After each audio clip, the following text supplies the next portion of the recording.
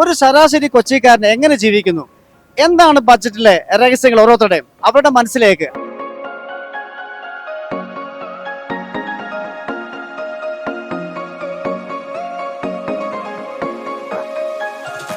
നോർമലായിട്ടൊരു സാധാരണ ഒരു പൗരന് ഇവിടെ എറണാകുളത്ത് ജസ്റ്റ് ഒരു ദിവസം നിൽക്കണമെങ്കിൽ 700 രൂപയിൽ മേലെ വരും. ഒരു 10-40 ഒരു 5, 6, 7 രൂപ വരുന്നുണ്ട്.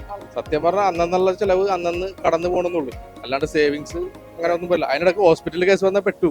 എല്ലാ സാധനങ്ങളും വില കൂടുതലാണ്. ഒരു സാധനവും ഇല്ല വില. ഇപ്പോഴാണെന്നുണ്ടെങ്കിൽ ഇലക്ട്രിസിറ്റി കൂട്ടിയിരിക്കുന്നു, വെള്ളത്തിന് കൂട്ടിയിരിക്കുന്നു, ഇനി കൂട്ടാനൊന്നും ഇല്ല. Feel the freshness. Feel the softness.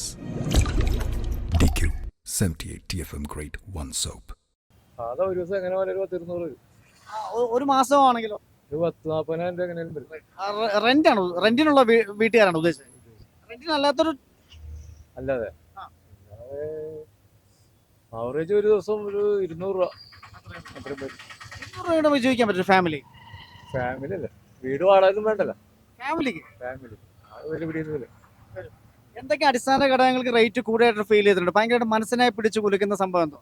Current കാശ്, പിന്നെ എല്ലാ സാധനങ്ങളുടെയും വില കൂടുതൽ. പക്ഷെ നമ്മുടെ ഓട്ടവും വരുമാനവും കൂടുന്നുണ്ടോ? ഓട്ടോ രക്ഷയില്ല, വണ്ടി കൂടിപ്പോയി. ഫാമിലി ജീവിക്ക് ഒരു 10-15 രൂപ വേണ്ടി വരും. വാടകയാണെങ്കിലും എനിക്ക് തന്നെ ഒരു 5, 6, 7 രൂപ വരുന്നുണ്ട്. ആ പുറത്തത്തെ ഫുഡ് എടുക്കാം. നമ്മളിപ്പോ വീട്ടിൽ ഉണ്ടാക്കി കഴിക്കുകയാണെങ്കിൽ അത്ര വരില്ല എന്ന് തോന്നുന്നുണ്ട്. കുറച്ച് വരുള്ളൂ. പക്ഷെ ഇവിടുത്തെ എക്സ്പെൻസും കാര്യം അനുസരിച്ച് ഒരു 10 രൂപ മിനിമം വേണ്ടി വരും. ഒത്തിരി എക്സ്പെൻസ് കൂടുതലുണ്ട്. അതെന്ന് വെച്ചാൽ നമുക്ക് റെന്റിന് വേണം. നമ്മൾ സ്വന്തമായിട്ട് എക്സ്പെൻസ് അഫോർഡ് ചെയ്യാൻ പറ്റുന്ന വീട് വാങ്ങാൻ പറ്റില്ലല്ലോ. കാരണം കൊച്ചിയിൽ വീട് എന്ന് പറയുമ്പോൾ എത്ര റേറ്റ് വരും? അത്യാവശ്യം റേറ്റ് വരും. അപ്പോൾ റെന്റ് ആണ് എല്ലാവരും നോക്കണം. ഫാമിലിയാണ്. ഫാമിലി. ഞാൻ ഫാമിലി അല്ല, ഞാൻ ബാച്ചിലറാണ്. ഫാമിലി 2 കുട്ടികളൊക്കെ ആയി കഴിയുമ്പം 10 ഒതുങ്ങുമോ? 10 ഒന്നുമില്ല, 10-15 ഒക്കെ ആവും, 20 ഒക്കെ ആവും. കാരണം ഫാമിലി അല്ലേ. അപ്പൊ ഒരു കുട്ടികൾ വരും, ഭാര്യയ്ക്ക് സാധനം വാങ്ങണം. സാധാ ഒരു ലൈഫ് ഒരു 10, 25, 30 അല്ലേ? അതെ 30 ഒക്കെ വരും. 1000 രൂപ വയ്ക്കാൻ പറ്റില്ല.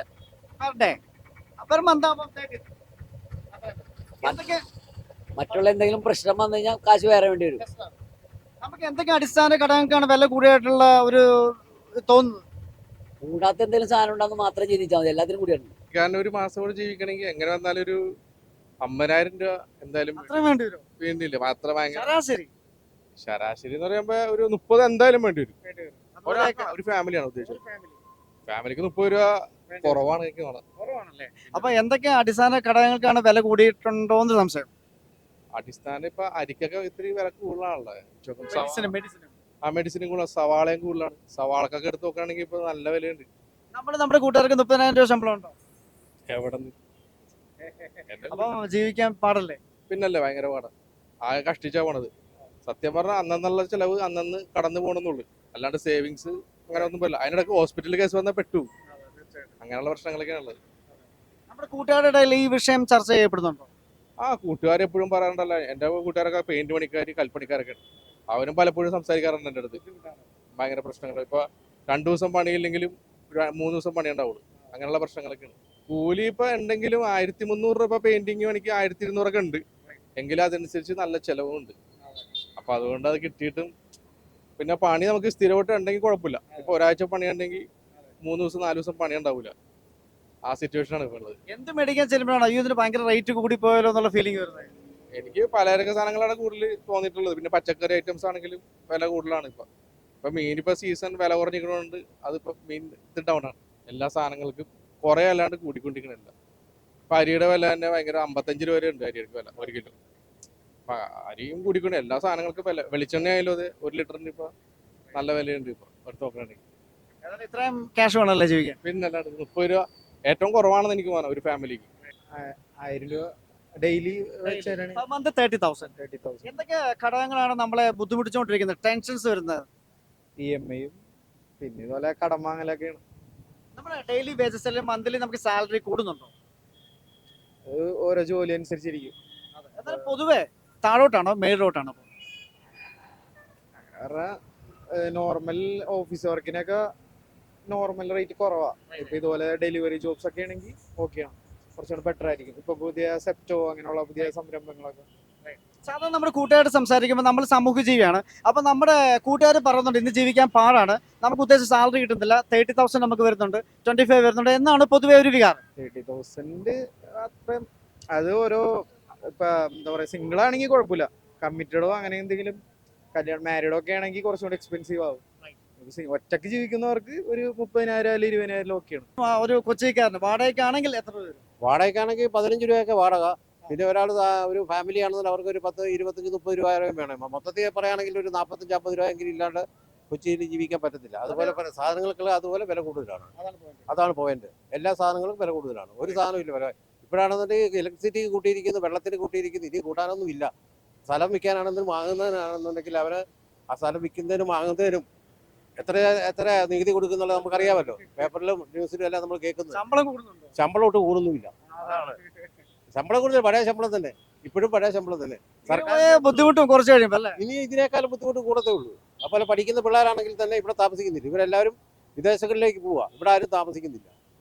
നമുക്കൊരു അല്ലലില്ലാതെ കഴിയണമെങ്കിൽ 25-30 രൂപ വേണം. ആ ഏറ്റവും കുറഞ്ഞ് 30 രൂപയെങ്കിലും ഏറ്റവും കുറഞ്ഞ് വേണം. 30 രൂപ വാടകയ്ക്ക് അല്ലാത്ത ആൾ താമസിക്കുക. വാടകയ്ക്കാണ് അതിന്റെ കൂടെ വാടക കൂടെ കൂട്ടണം. ഞാനിപ്പോൾ സ്വന്തമായിട്ട് വാടകയ്ക്ക് താമസിക്കുന്ന ഒരാളാണ്. അപ്പോൾ എനിക്കറിയാം ഒരു മാസം എത്ര രൂപ ചിലവ് വരുന്നുണ്ടെന്നുള്ളത് എനിക്കറിയാം. ആകാംക്ഷ ഉണ്ടോ ചിന്തിക്കുമ്പോൾ? ചിന്തിക്കുമ്പോൾ വളരെ ബുദ്ധിമുട്ടാണ് നമുക്ക്. ഒന്നാമത് പ്രായം കൂടി വരുന്നു, മക്കളെ എല്ലാം കല്യാണം കഴിച്ചു വിട്ടു. ഇപ്പോൾ നമ്മൾ സ്വന്തമായിട്ട് ജീവിക്കാൻ ഒരു ഗതികേടിലേക്ക് വന്നിരിക്കുക. ക്യാഷ് ഉണ്ട്, 50,000 rupees. 50? അയ്യാ, ഒരു മാസം ജീവിക്കണമെങ്കിൽ 10-25,000 രൂപ വേണ്ടി വരും ഒരു മാസം സാധാരണക്കാർ സാധാരണക്കാരന്. 25 രൂപ വേണം. വില അത്ര എല്ലാ സാധനങ്ങൾക്കും വില കൂടുതലാണ്. അരി അടക്കം അവസാനങ്ങൾക്കെല്ലാം വില കൂടി, മെഡിസിൻസിനെല്ലാം വില കൂടി. എല്ലാം വില കൂടിയിട്ടുണ്ട്. എല്ലാ സാധനം അത് ഇങ്ങനെ കൂടി പോകണമെങ്കിൽ നമുക്ക് ജീവിക്കാൻ പറ്റാത്ത അവസ്ഥ വരും. ഫാമിലി ആയിട്ട് ഒരു 40,000 എങ്ങനെയെങ്കിലും. എന്തൊക്കെ അടിസ്ഥാന ഘടകങ്ങളിൽ വില കൂടിയതായിട്ട് ഫീൽ ചെയ്യുന്നുണ്ട്? വില കൂടുതൽ ഇപ്പോ റെന്റ് കൂടുന്നുണ്ട്, ഫുഡ്, പിന്നെ ഹോട്ടൽസിലൊക്കെ ഫുഡും കാര്യങ്ങളൊക്കെ, പിന്നെ പച്ചക്കറി കാര്യങ്ങളൊക്കെ ഡീസെന്റ് ആയിട്ട് വരുന്നുണ്ട്. പിന്നെ ഇപ്പൊ പെട്രോൾ, അതെ, പുറത്തിറങ്ങാൻ തന്നെ ഫുൾ ചെലവാണ്. സാലറി റോക്കറ്റ് പോലെ പോകുന്നുണ്ടോ അതോ താഴോട്ടോ? ഇല്ല, സാലറി ഇപ്പോഴും കോൺസ്റ്റന്റ് ആയിട്ടാണ് നിൽക്കുന്നത്. അതിപ്പോ മാർക്കറ്റ് ഡെയിലി മാറിക്കൊണ്ടിരിക്കും. നമുക്ക് ജീവിക്കാൻ വേണ്ടി ഒരു മാസം ചിലപ്പോ ഒരു 6,000 രൂപ 7,000 രൂപ ഒരു മാസം ഒരു ഫാമിലിക്ക് ഫാമിലിക്ക് ചെലവ് 10 രൂപയ്ക്ക് അടുത്ത് വരും. 10 രൂപയ്ക്ക് അടുത്ത് വരും. ഇല്ല, 4 പേരുണ്ടെങ്കിൽ 10 രൂപ ഞാൻ വാടകയ്ക്കാണ് താമസിക്കുന്നത്. വാടകയും കാര്യങ്ങളൊക്കെ ആയിട്ട് 10 രൂപയ്ക്ക് അടുത്ത് വരും. നോർമലായിട്ട് ഒരു സാധാരണ ഒരു പൗരൻ ഇവിടെ എറണാകുളത്ത് ജസ്റ്റ് ഒരു ദിവസം നിൽക്കണമെങ്കിൽ 700 രൂപയിൽ മേലെ വരും പെർ ഡേ വരും. പെർ മന്ത് ആകുമ്പോൾ ഇൻറ്റു പെർ മന്ത് ആയിട്ട് കൂട്ടിയാൽ മതി എത്രയാണെന്നുള്ളത്. പക്ഷെ ഒരു ദിവസം ലൈറ്റായിട്ടൊന്ന് ചെറിയ ബഡ്ജറ്റിൽ നിൽക്കണമെങ്കിൽ തന്നെ പുറത്തുനിന്ന് വന്ന ഇനി അതർ ഡിസ്ട്രിക്റ്റിൽ നിന്ന് വന്ന ആൾക്കാർക്ക് ഒരു 700 രൂപ. കാരണം ഒരു നേരത്തെ ഊണിന് തന്നെ 125 രൂപ, ഒരു ചായക്ക് 15 രൂപ. പിന്നെ അവൻ്റെ ഷെൽട്ടർ എന്ന് പറയുന്നത് താമസ സൗകര്യമാണ്. ഒരു 500-550 കുറഞ്ഞ മുറികൾ ഇവിടെ ഉണ്ടാവില്ല.